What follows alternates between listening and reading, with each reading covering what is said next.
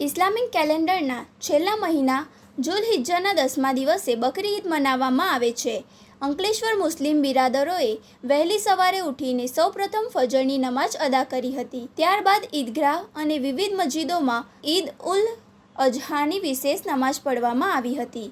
નમાઝ દરમિયાન મૌલાના દ્વારા ખુતબા આપવામાં આવ્યું હતું, જેમાં ઈદના મહત્વ અને બલિદાનની ભાવના પર પ્રકાશ પાડવામાં આવ્યો હતો. નમાઝના અંતે દેશમાં અમન, શાંતિ, પ્રગતિ અને ભાઈચારો જળવાઈ રહે તે માટે ખાસ દુઆ માંગવામાં આવી હતી. ઈદ ઉલ અઝહાની એ માત્ર તહેવાર નથી, પરંતુ ખુદાની રાહમાં સર્વત્ર સમર્પણ કરવાની ભાવનાનું પ્રતીક છે. હજરત ઇબ્રાહીમ અલૈહિસ્સલામ મહાન બલિદાનની યાદમાં આ પર્વ મનાવવામાં આવે છે.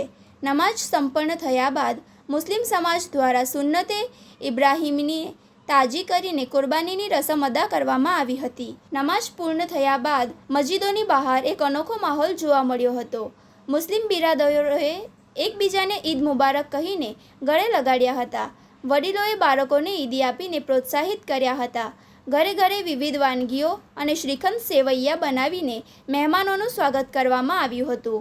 હિન્દુ ભાઈઓએ પણ મુસ્લિમ મિત્રોના ઘરે જઈને ઈદની શુભકામનાઓ પાઠવતા અંકલેશ્વરમાં કોમી એકતા અને ગંગા જમના તહેજીબના દર્શન થયા હતા.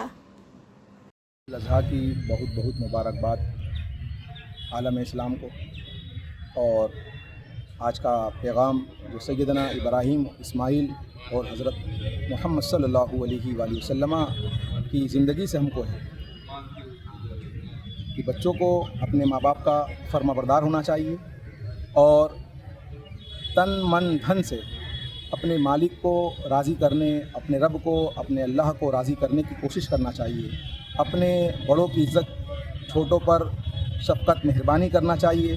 गरीबों का, मुसाफिरों का, किसी भी धर्म का इंसान हो उसकी ज़रूरत को पूरी करना चाहिए और हर वक्त अपने मालिक की रज़ा चाहना चाहिए, अपने पैदा करने वाले की रज़ा, उसकी तरफ अपनी लो लगाना चाहिए. यही असल इबादत है, यही असल बंदगी है. अपना जीना, अपना मरना सिर्फ अल्लाह तबारक व तआला के लिए हो, अपने पैदा करने वाले के लिए हो. अस्सलामु अलैकुम रहमतुल्लाहि ताला व बरकातहू.